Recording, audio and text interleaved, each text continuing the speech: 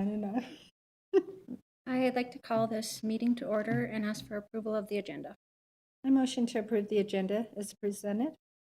I second. All in favor? Aye. Opposed? Motion passes. Item 2.2, committee budget hearing. Do you want to have staff talk about their If you want to do, one at a time? if you want to invite people to come up, if you want to Okay. have them share theirs first, it's you. Mrs. Clark, you're first on the list here.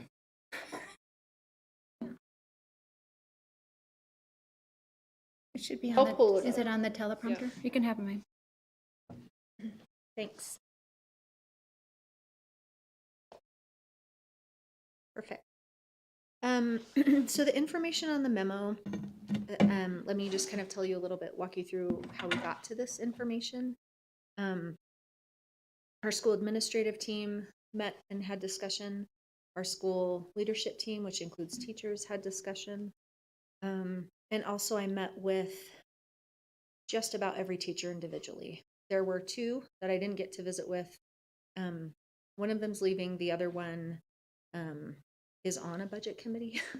So I had some feedback about, I feel like what you read here represents all of those people, okay? So some things that we felt like we wanted to outline for the board is that we follow an elementary funding model, but we kind of bear the burdens of preparing kids for high school. And so the rigors of that, what materials you need and so forth. And so it creates a real challenge when you think about budget considerations. So our request, something that my staff really feels strongly about, is to focus on efficiency and innovation, and also protection of the things that we believe allow for the best middle school experience for kids and to help them be prepared. So for considerations, we would hope that the board would consider giving the strongest considerations to maintaining our variety of elective classes. We feel like that's something that sets our school apart from other schools in the region. You know, we have robust music programs, we have a robust art program. There's a proposal tonight in your regular board meeting about incorporating robotics as a course next year that we're hopeful to have. And you know, we have kids that come to our school on open enrollment because we have a robust elective program. So that's something that we felt like should be considered strongly. And then I think there's another page or something, maybe two. Thanks. We also feel strongly about maintaining students' opportunities for athletics. We have lots of students in our area who choose our school for open enrollment because of the robust athletic programs. And you're gonna, we celebrated our wrestling team, and we had a state champion, and you're gonna celebrate our junior high school cheer team tonight as state champions. And so those things are important, but there were a handful of things that we thought about.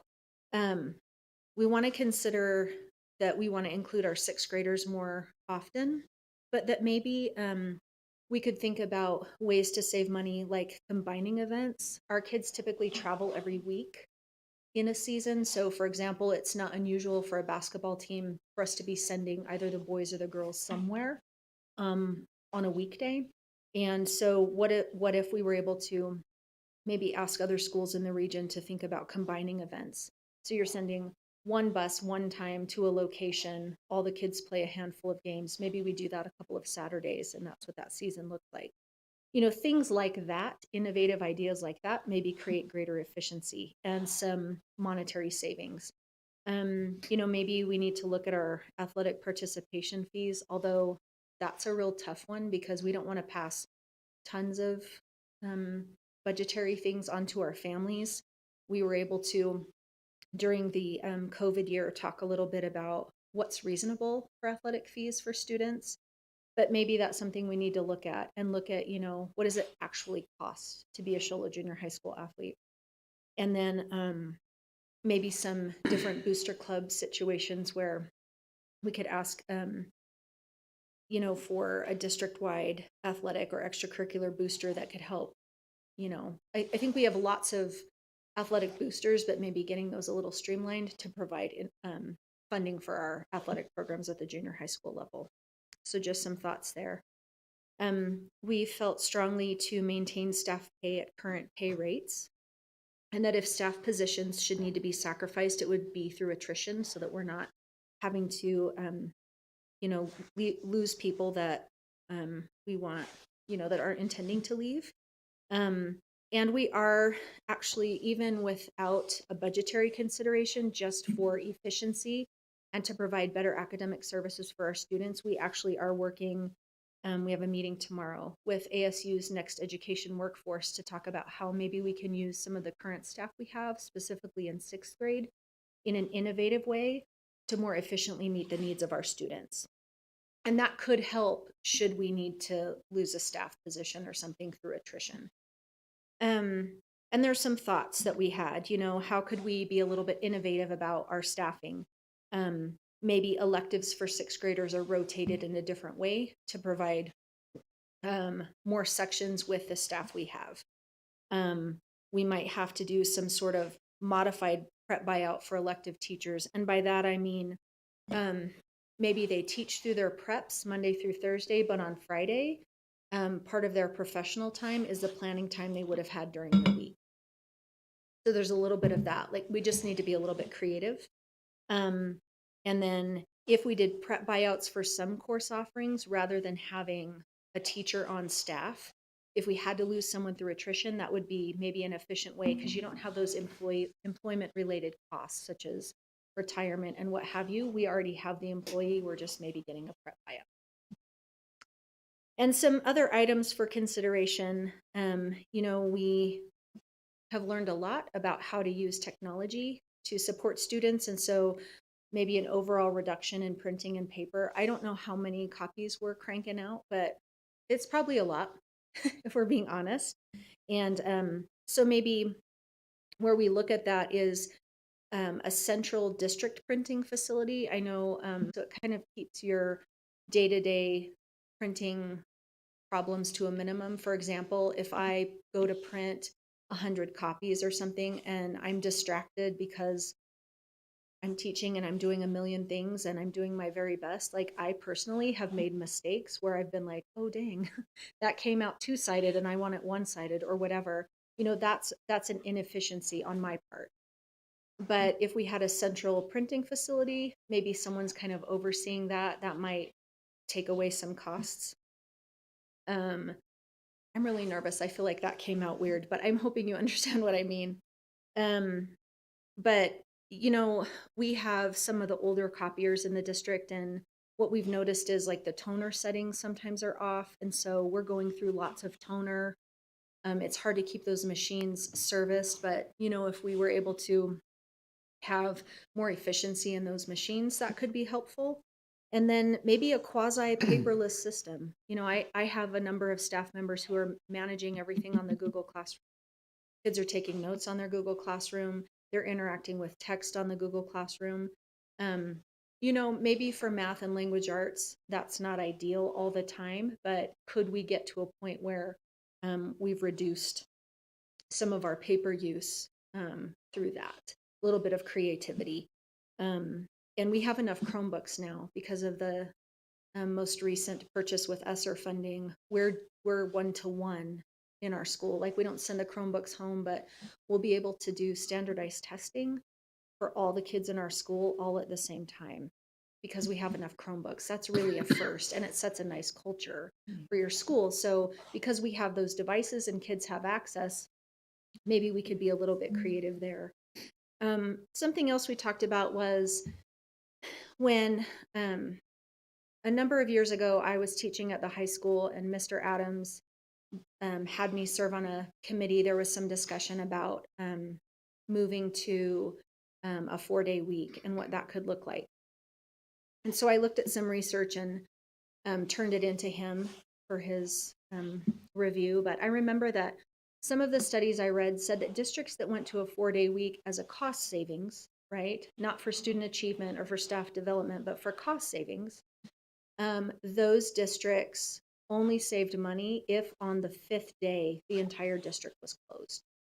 So some districts picked Monday, some districts picked Wednesday. It just kind of depended. And this is kind of all over the country, but if we were going to go to something like that as a cost savings, one of the suggestions from the junior high school staff is that maybe one Friday a month, we get everybody together for staff development, and then the other Fridays we would just be closed.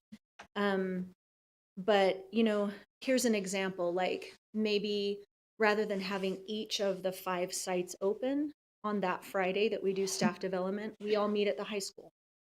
So you have one building with utilities running, right? And maybe we take turns holding our staff meetings in the library, junior high from 8 to 9, Nicholas Homestead from 9 to 10, something like that, so that we could do that. That suggestion came up, and I remember talking to one teacher in particular, and I said, could you have your team meeting in a classroom at the high school? If you all had your Chromebooks, like, do you need to be here in the junior high? And they said, no, we could probably do that. So I think there's some benefits that came out of having to work remotely and really seeing how we could pull some of that together, but maybe just being a little bit creative. So that's kind of the theme of some of the budgetary considerations the junior high school had. How could we be more efficient and maybe a little bit innovative? And we may end up doing something that we really love, right? We keep forever, not necessarily for a budget consideration, but because it's. You guys have any questions, Mrs. Clerk? Well, thank you. Great. I Thanks, think Becky. it looks wonderful. Ben, you want to go next?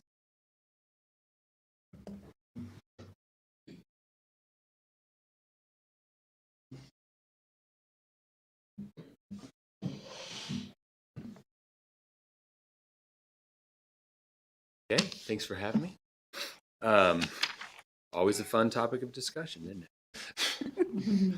it? Yep.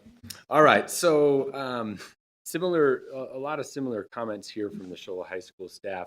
We were intentional about not getting too far into the weeds on it, and that in and of itself creates some challenges when you're trying to look generally at how you would approach making cuts. It's without being specific, without knowing exact dollar amounts that would be saved or how exact dollar amounts that need to be saved. It presents a little bit of challenges there, but nonetheless, we had a lot of really good, overall general conversation that I'll kind of go through with you guys. First of all, ESSER money was kind of all of the. It's hard to say these are like our top priority because it's like the less worst priority, but ultimately ESSER was one that we would like to see it that first is looked at because we're not really married to it yet. Yeah, we were super excited. We were hoping that we could spend that money. We've got a lot of needs that we could use it on. And we spent a lot of hours and time mapping out what those needs would be with ESSER money. But nonetheless, it this time is kind of, like I said, we're not necessarily married to it yet. And so that would make that a little easier. But there was a discussion as well on, depending on how this looks long term, if we just use ESSER money right now, is this just band-aiding an issue that's going to be something later? And so there would be other factors, related to that, maybe ESSER wouldn't be the best choice because then now are we just going to be in the same problem the year after or the year after that if we don't fix any permanent, if we don't make any permanent moves. The second thing, again, it's not making anybody happy, but is with attrition. Attrition would be a next likely choice because you would not necessarily have to be letting people go. You would be working it in a way that people that are already leaving and you don't have to refill them. The challenge with attrition is that simultaneously we've put together a growth plan because the things that we're doing at our site and in this district and in this town are very good and people are coming to us. And so over the last 4 years, we've seen significant growth to the tune of about 10%. And that's been consistent year in and year out. We see a lot more open enrollment. We see a lot more just new people moving into the town. And so along with that, we've seen about 10% growth, and we've already been doing a lot of these things that we're talking about today in order to handle that growth. And so we've handled that growth with less staff over the last 4 years. The amount of prep buyouts that we use at the high school has significantly gone down. This year we've operated with one less CTE teacher. The amount of like on-site administrative positions at Shola High School has kind of been pulled away as well. We still have just 2 counselors after a decision that we had made about 5 or 6 years ago to move away from having 3. So you can see that we already have developed a growth plan to address that our increase in student enrollment and some changes that we need to make in order to provide the best quality to our students. And so when you start talking attrition, that can be challenging because we're trying to go the other direction. But nonetheless, that would be another area we consider. And the key on attrition is it would largely depend on where. And if you're going to lose a teacher, it's going to largely depend on what subject area is that teacher in? What are those sizes like? What are those class offerings like? Could you make up for it by having a few prep buyouts and still lose this teacher? Or is it a teacher that only teaches this one subject? And or if it's a classified position or administrative position, it would largely depend on where it is and how much is needing to be saved from the move for how badly attrition would impact us. And also on attrition too, it kind of makes it challenging at the high school because some of our positions are funded out of CTE money. And so even though we have X amount of positions, it wouldn't necessarily help us in this case to cut some of them because it's already funded out of other sources. And so it leaves us with a smaller pool of positions that could be cut to actually do us any help through attrition. Academic and extracurricular programs are not a desired area for cut for the negative impact it would have on student achievement as well as our enrollment. You start cutting, this is what we've prided. I don't know if that's a word, but I'll use it. This is what we have pride in at Shola High School, is being a place where all students would want to go to learn, even if they didn't have to.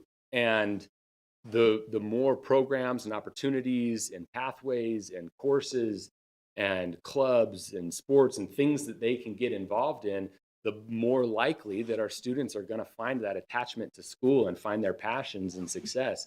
And so that's a real one that it concerns us if we were to consider start cutting off these extracurricular things. And I think that it would do a lot of damage in terms of our enrollment, and that growth that we talked about. That now we'd start losing our income of students because they don't have the programs that we pride ourselves in. But again, nonetheless, if this is the route we need to go, this could be an area that we approach if it's smaller cuts that need to be made. Rather than making a big cut of attrition, even though we only need to save this much, then it may be a smarter move for us to look to cut a program to save a little bit of the money and try to make up that money in other ways, like Mrs. Clark had described, with getting different booster clubs involved or different things. But again, now you're nickel and dime in the community, and we've been trying to go away from that too and getting rid of our fees and things. So again, fun discussions. A reduction in capital would not be necessarily popular because our buildings are in need of a lot of work. But again, some considerations could be made in capital if it means maintaining staff and salaries and programs. So that could be an area to look at. One thing that was mentioned as well is, maybe there's some projects that we have that we could click pause on, that maybe aren't a necessity that we have, that we could click pause on for the capital spending until we see how this plays out. And then salaries and benefits, I got it here towards the end. They were widely viewed as a last resort option, particularly amongst the teaching staff. As we all know, cost of living on the mountain and really all over, and inflation is leading to a lot of financial burdens as it is. And so if we were to start cutting into that, then it could get real ugly. But again, if this is where it needed to go, there were a lot of comments made about if we're gonna cut the pay, then we should also cut the the responsibilities and the work days out of the contract. There were some people in our team that had mentioned this being done at other sites back in 2007, those times that it got real bad and they had to cut salaries. And so then out of fairness for that if we're going to cut salaries, then maybe we cut certain days out that they don't have to come, and we try to shorten the workload as well, so that maybe in small ways they can go make additional income if they always have a 3-day weekend or something like that. But to just strictly cut the pay would be absolute last resort as far as our staff was concerned. And then we can get creative, as Ms. Clark said as well. All sorts of things, bond override maybe was mentioned. Move as much as possible out of M&O into CTE funding. I know that we already are pretty much capping those funds out, but if there's any little wiggle room, we could find ways to do that. Reduce, again, getting creative. State only requires that you have 22 credits to graduate, and we require 24. And it already creates a little bit of challenges, because with a 7-period day, you have 28 opportunities for credits while you're in high school. And you only need 24. And so you get some seniors that are like, they're there for a couple periods and they're trying to bail. So, but we could turn and use that to our advantage. We could only require 22 credits to graduate, the minimum of the state. And that could open up it's not the greatest in terms of academic success and what we're trying to do for these students, but it could open up more release times and stuff in junior, senior year to help with if we had to go to attrition. So if we had to lose positions, then there could be less students on needing our classes if we move to 22 credits. So, there's some creative things that we could do. Closing buildings completely on Fridays, or variations of that also were discussed. Yep, we're willing to get creative and do what we need, but at this time we were trying to not get too far into those weeds, and just provide some general considerations. But yep, we're ready to discuss it further and make any changes we need. So Thank you. Is there any questions for Mr. Merchant? No? No. Thank you, Mr. Merchant. We appreciate the time that everybody put into these committees and being a part of this. So please express that to them. Mr. Hall, you want to go next? Or Mrs. Hall, doesn't matter. I'm over the top of you.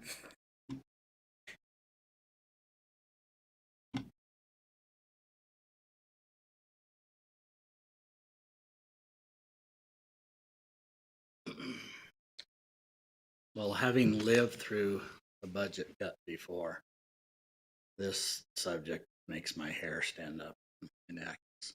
This is devastating when we have to start looking at things possibly like this. I appreciated Mr. Housley and Mrs. Beecroft coming to talk to the staff about budget cuts and where we might have to go. I feel like the staff listened well, and I appreciate their reflection of where do we go with as far as elementary school comes to cuts? I appreciate also that they were reflecting on just basically what do we do at Nicholas Homestead? They didn't really go outside of Nicholas Homestead and say, let's do this in the district. They were thinking of Nicholas Homestead. And cuts to an elementary is, well, it's devastating to all schools, but from where we sit right now, we struggle with trying to get kids at reading level. We have about 50% of our kids that are below reading. They're below their grade level in reading. When you start talking cuts, take away teachers or that kind of thing, it just makes you feel like, wow, where is this going to end up? So I just hope and pray it doesn't come to this. But as mentioned, we've talked about, our staff mentioned not hiring, if we lose someone, not hiring, filling that position. Having done this before, we did talk about closing off our specials, which is PE, music, library. We did that before. We hired aides basically to run those positions.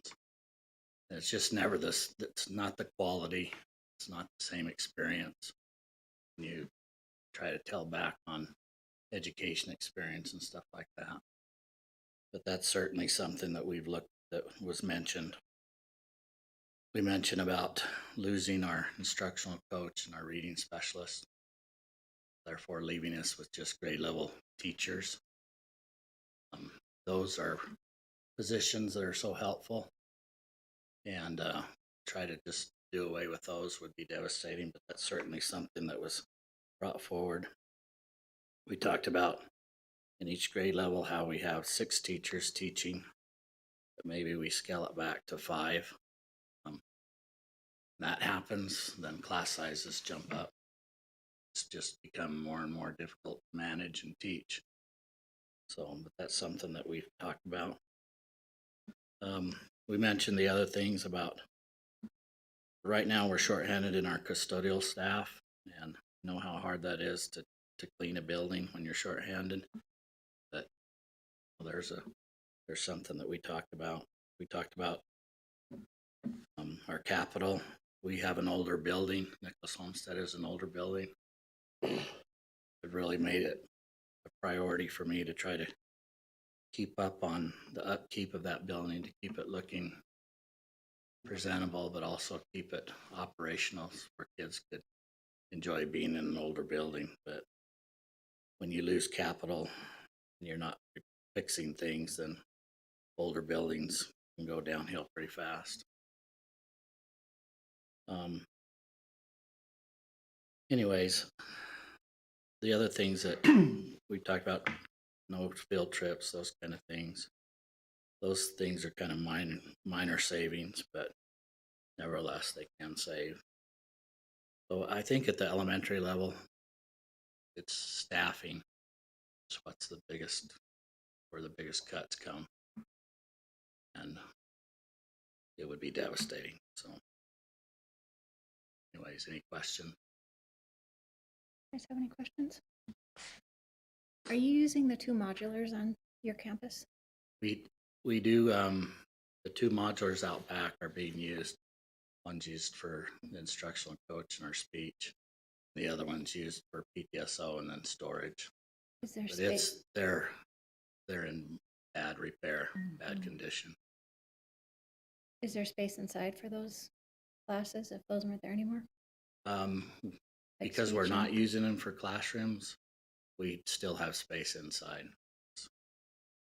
Okay, what are the average class sizes this year? 5th grade's at 27. 4th grade is hovering around 24, and 3rd grade's around 23-ish. Fluctuates every year? Yeah, year to year, it's fluctuating. Yeah. You guys have any questions? I did. I noticed on the list there was cut cost on BT for reading. Are we currently using that program for reading, or are we doing mostly We open do, court? we are, yes, we use BT and open court. Is there a preference, one over the other?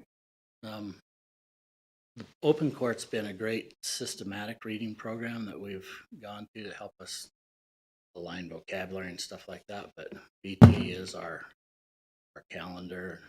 We use it for curriculum resources, and it's also our pacing guide, our standards. Thank you. Thank you, Mr. Hall. You bet.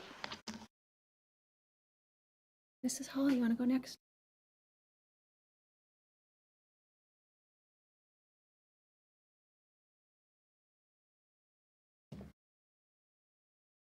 I think I have the list here on my phone. I'll echo what Mr. Hall said. They'd be devastating cuts. At the elementary level, it was a really hard discussion to sit down and talk about what we would actually get rid of if we had to get rid of some things. We don't, as you know, have sports organizations or really extracurricular teams that are weighing on the district's budget. Anything we do as a before or after school program is not a cost to students, and it's not an additional fee to the district. For example, we have like a running club that starts after spring break, and we just have teachers that volunteer to do that on their own time. There's not a cost to students. We reach out to the Youth Foundation to help cover the cost of T-shirts for all the students, and the teachers get to count that as one of their 301 goals for their 301 money. So things like that, we don't have programs we can cut that would save the district any money. We're covering those within the hours of our staff. We talked about field trips and possibly cutting field trips if we couldn't pay for it. But any field trips we've taken in the last few years, we've been able to fund completely with tax credits or charging the students a small fee for admission. For example, maybe we'll cover the cost of the bus and ask the students to bring $2 of the $5 that it costs to get in, and then we cover that. So again, it's not from an M&O, an operation budget for the district. So there really isn't field trips that we could cut unless we agreed to just continue to stay in town within 75 miles on our field trips, and we had to fund them 100% without reaching out to students. But again, it doesn't cut anything from the M&O budget. There was a lot of talk about copying. Ms. Clark talked a lot about it. I think there's a lot of mistakes at the copy machine, and I think that there's a lot of things we could do to cut copying costs. One suggestion was that we go back to copy codes where you have so many copies you can make, which does make you be a little bit more cautious about the type of copies you make and what you choose to copy if you know you have a limited amount. But when we went to BT, when we chose that as a district, one of the things we ensured the teachers, because we knew it would increase copying, is we promised the teachers that we would provide any paper they needed to be able to do BT, because it's an online resource. And so most of the things are printed out. All of the CFAs, the assessments, all those things are printed. So even though it would save in copying, it also would limit how we could use that BT resource, I believe. Even for open court, Kelly, you were asking a little earlier about open court versus BT. We use open court for reading at the K-5 level, along with some of the BT resources. But even with open court, even though the students have anthology books that we use year after year, there's a lot of copying for assessments and worksheets and things like that. So to utilize those programs that we purchased, we have to copy for these little kids who cannot copy from the board and write those things down because that isn't a skill they have fully developed yet. One discussion was to go to a half-day kindergarten program. Right now, half-day kindergarten is all that is required from the state. We chose maybe, I don't know, 6, 7, 8 years ago as a district to go to full-day kindergarten. So half of our kindergarten program is funded 100% by the district. And so that is probably the most frivolous thing we have is full-day kindergarten. If we did go to a half-day kindergarten program, it would require 3 to 4 teachers to stay in. And those other teachers, instead of eliminating those teaching positions, they would move into open positions in a first or second grade level. So that is an option. But then we also look at busing. You know, you have a morning program, you have an afternoon program, and probably one teacher that would have to run a full day program for those students that had the most academic and social emotional needs to make sure they were getting that extra length of time.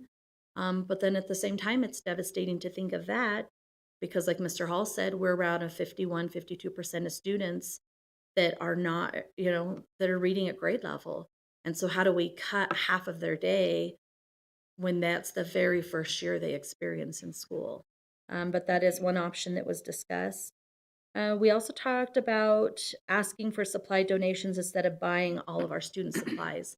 So right now, when we get parents that move into the district, they always ask us, I need a supply list. What does my child need to bring? And we say, we will supply everything your child needs. Just bring a backpack and a water bottle. And they're always very surprised by that. But that was something that we started doing a few years ago, is trying to provide all those supplies. And most of them are purchased with title funds. So again, title money and not really money on our M&O budget. But we've talked about, could we, instead of spending it with title money, could we use title for other things and maybe reach out with our PTSOs and do some kind of supply drives so that we are getting more of those supplies in and it's not things we're having to use all for title funding for. I think we just got our shipment in of our supplies for the beginning of the school year, and it was $13,000 of supplies we had in place for all the students. And at our level, every student comes to school and has a pencil pouch with their pencils, their dry erase marker, their board, their eraser, crayons, scissors, all of those things we provide. We don't ask that from parents at this point. What else did we talk about? We talked about it a few years ago. We eliminated the reading specialist position at Whipple Ranch and turned that position into an instructional coach. We really need a reading specialist at our level, and instead of hiring a reading specialist and an instructional coach, there was talk to just make that one position again and move that reading or that instructional coach to a reading specialist position, so we weren't hiring two out there. And we also, there was a suggestion of offsetting our start times for school. Would that be a savings for us if we got away from all of our schools starting within 5 to 10 minutes of each other? Would that be a savings if it was different start times for us? Some of our kids at our level would be able to end actually a little bit earlier because we meet our required hours before we actually end school right now. And then the last suggestion was basing the number of teachers on the number of students we have. For example, right now we have about 24 to 25 students in every kindergarten class, which is huge. And we couldn't eliminate a kindergarten teacher at this point because our numbers are way too high. We're about 22 in first grade and 22 to 23 in second grade. So if you think you have 22 students times 6 going to second grade, you could eliminate a position and put them around 25, 26. But again, you know, we're going to suffer the cost of it. So those were the ideas that we had at our level. A lot of the same, but also we just didn't feel we had a lot of areas where we could shave any fat off. So, any questions? So tonight we have on the agenda for 4 reading specialists. So you're saying we would lose the instructional coach if we approve that, or you have an instructional coach then and a reading specialist? If we at your had to school? choose one or the other, But if you could have both, you'd have an instructional coach and the reading. if we could have both, we would love to have both. But if we could I'll only just add afford that the one. instructional coach gets paid by title. So that's not Okay. up for, And the reading specialist was paid by Move On When Reading. So that also wasn't our M&O M&O. budget. Okay. So when we had that position, it was fully paid by Move On When Reading funds. And will continue to do so? They'll continue I to do it? don't know what the how it would be paid in the new proposal. I The don't know. reading specialists proposed tonight are utilizing the 20% of ESSER 3 that needs to be used for learning loss. Right. I was asking about the coach. Would the coach continue to be funded Out of title. by title? it's out of Okay, title. great. Thank you. Is there anything else? Thank for you. Mrs. Hall? Thanks, No, Debbie. great. Linda and Mrs. Oscar, want to go?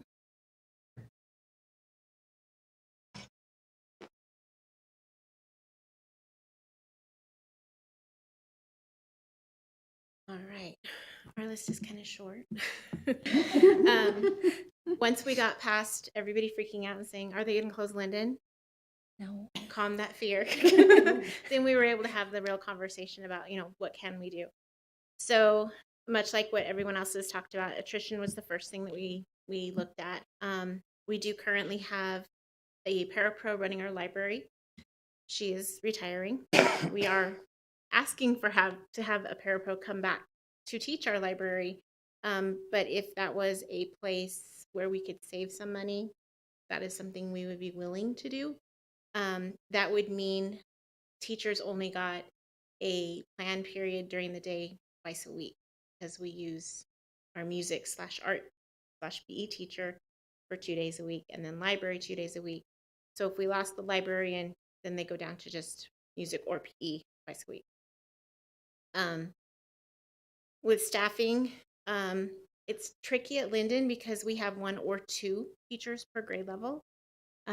Obviously, we have to keep 1 at each grade level. If we cut down to 1 at each grade level, we would have some classes with almost 40. So that's almost undoable. But we do have parapros, and one of the things that we talked about is if we lost parapros, if we hired parapros back, could we get 2 part-time parapros instead of 1 full-time parapro? Would that be a savings for us? And then transportation. We don't take a lot of field trips from Linden, but what we do is when there are events in town, we get 3 buses to come into town, because it takes 3 buses to bring all of us in. Things like homecoming, auditorium presentations, practicing for the Linden holiday presentation at the auditorium, 5th grade coming in like they did today to Nicholas Homestead, and other field trips. A lot of times it's like, oh, that's coming. Hey, let's get a bus, without any consideration for how much does that cost. I know in other districts where I've worked, anytime you wanted to take a field trip, if you were the football team, if you were the band, if you were 4th grade team class going to, the science museum, you had to come up with the funds to pay for those buses, to pay for the driver. If there was overnight stay, you also paid for them to stay in a hotel. So those are kind of the things that we talked about at Linden, not closing Linden. No one's talked about that at all. It was a true fear. It was a true fear because, a lot of our teachers at Linden, they lived through the whole, the Pinedale and High Right. Springs, and Right. they just went right back to that. So once I got them out of their brainstem and we were able to have that conversation, these were the considerations that they presented. Any questions? Right. That's great. Thank you. Can you tell me, like, when you said the teachers prep, like, how much time do they get per day? 45 minutes. That's it, right? Mhm. Okay, Yep. Thank you. thanks. Thank you. Mr. Clark, you're not on, there's nothing on here, but do you want to talk about any of your needs in technology? Putting you on the spot. Tell us about your Warm me up for later.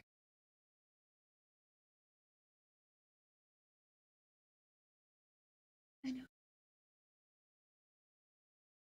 That'll teach me to show up early. You seemed ready. What is the one that says suggestions? We I don't, read that one I'm yet. a little like Charla, I don't have a long list of things to add. That one. We've been making decisions over the last several years to consolidate and to make more efficient at a cheaper price.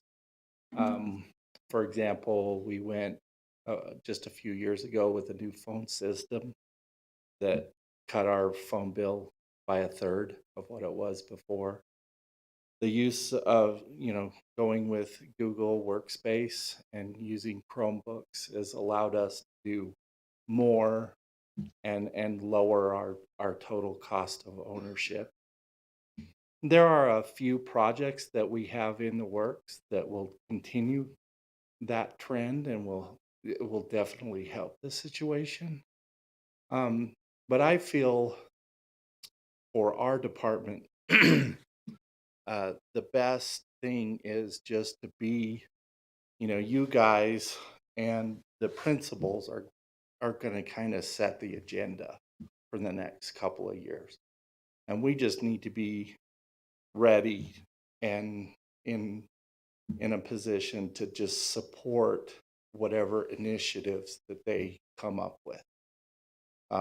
So that's, we do have some projects that we've already put on the pause button on, because we can go a few more years without those going through with those projects. But I think we're in a good position to, whatever decisions that they make, we're going to be there to support that and make those plans, help make those plans reality.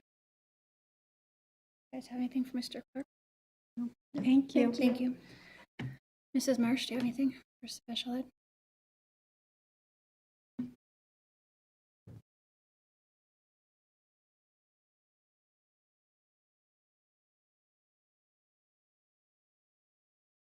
So unfortunately, we've been naturally practicing cutbacks with positions. We haven't been able to fill with certified staff. Our wish is not to do that, but to fill all of our positions. But I know a topic of discussion among the board, as well as things that we've been exploring, are looking at our paraprofessionals as we've shifted to that 4-day week. Really looking at what are the true needs to meet our students' needs, the teachers' needs, and looking at that benefited piece with our paraprofessionals. Mrs. Beecroft and I have already started digging into that data, and our plan is to continue to look at what that really needs to look like, what kind of positions do we need to meet those needs, and that could be a huge piece of savings. You guys have any questions for Mrs. Marsh? No, thank you. Thanks, Beth. Hey, congratulations on being a grandma. I know we're getting close. We're almost there. So if you guys don't have any more questions, I'll ask the audience if they have anything they want to say, call to the public. No.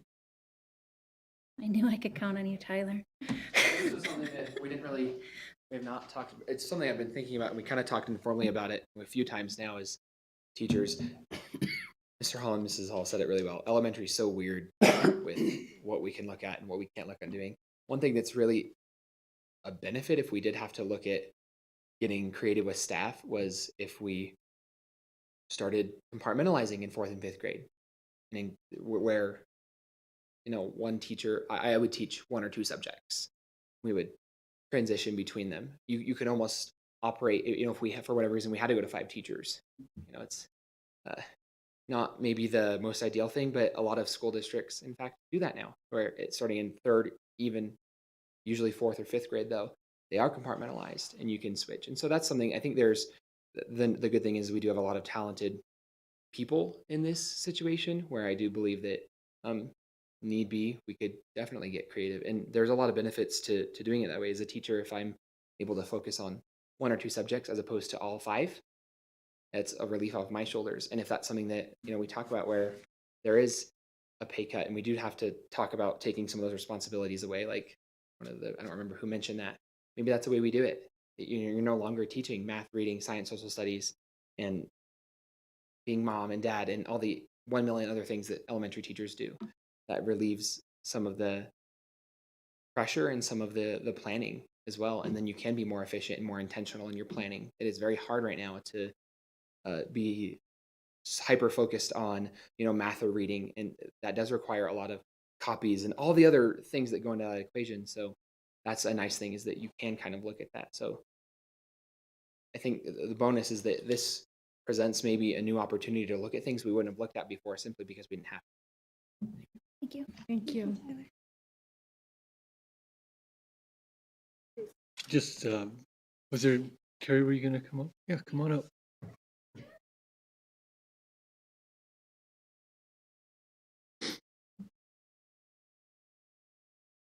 So just like a couple of things. First, is there a consideration to cut the SRO officer that we actually pay for? That's a pretty significant amount of money. I don't know where to cut as far as staff is concerned. As most of the people have said, we've already been practicing cuts, even when we had more money than I've ever seen this district have. We've cut the benefits. We only pay employee insurance, health insurance, that's it. And we've already started cutting that. We're like one of the lowest paying of the three big on the mountain as far as teacher pay is concerned. I don't know if you guys have seen that. So it's really a struggle. And what I think a lot of us have expressed at the school level is like, we would like to hear kind of at the district level where the plans are to cut. Is like, we're in this together, but we haven't really heard that.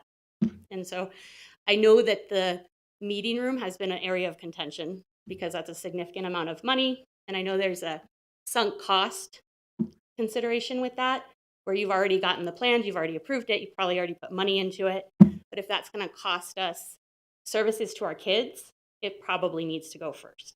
Are you referring to the new district office? Okay. The gotcha. $400,000 additional room that you guys approved out of the capital funds.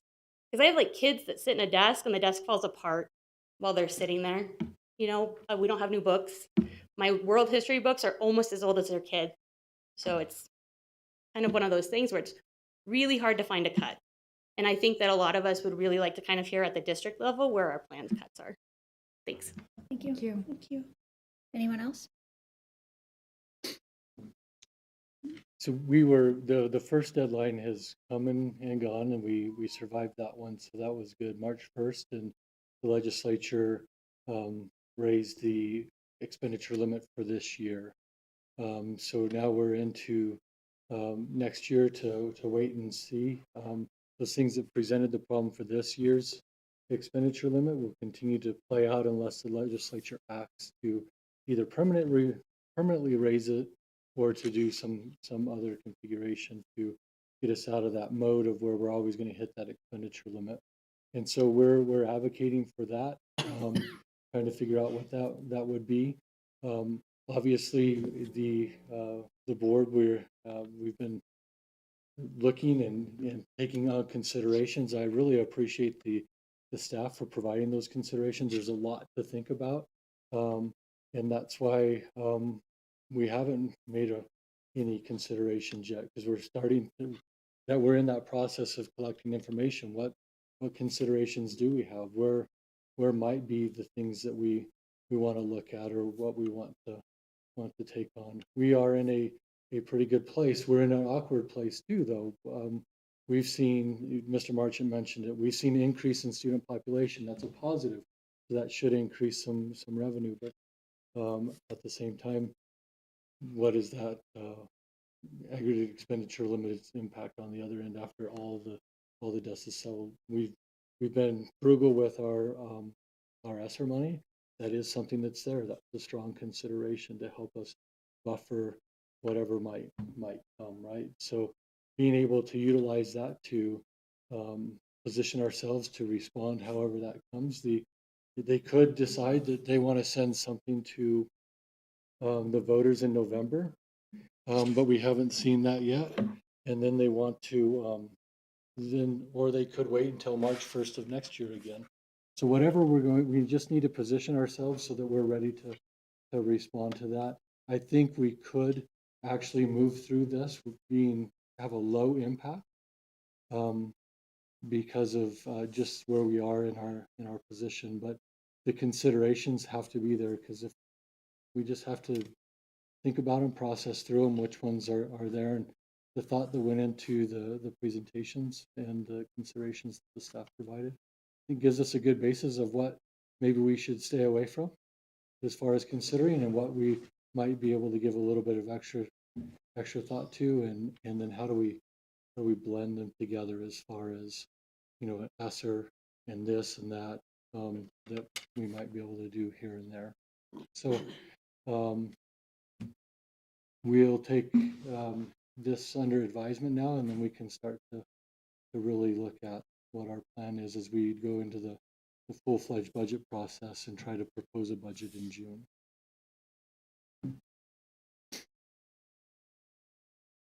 Anyone else before we end the study session? Was it time to? I just want to, I'm sorry, Livingston, I didn't know you were going to speak. I just want to, whatever we do need to do to reduce the budget, and I don't know if we're still looking at 2.9 mil, or is that reduced now? What is the amount that we are trying to Well, for reduce? this year, they passed the expenditure limit. So So- for next year, that's not finalized. There's a lot of arguments still on what Prop 301 and 208, how that's going to weigh out. Mhm. That'll have huge repercussions if that doesn't go the way that the educators and those anticipate. Okay, The judge was supposed to have until today to render a decision on 208. I haven't been in my computer today to find out if he has. I don't believe that he has. okay, great. Well, I would like to, if we have to look at reductions, I want to do as little as possible to affect our students, and the quality of service that we provide to them, because really that's what we're all about. So if we have to look at like transportation, I was just looking at Sean's thing, I would like to look at those type of services first before. And that's what I was about to say, that since Sean wasn't here, Yeah. there's this whole other memo that hasn't been discussed from Right. Sean that I think has good considerations too, that I would much rather be going with as opposed to such higher class sizes or reduction in services for the kids. I Exactly. agree that it would be devastating. I like the word that was used too many times. We don't like hearing those words, and I think we should avoid that at all costs. So obviously everyone is on board with that. Yeah. No one wants to do any of these things. Yeah, anything, John? Grant, do you have anything? No? Okay, I'll entertain a motion to adjourn. So motion. I'll second. All in favor? Aye. Opposed? Motion passes. Meeting adjourned.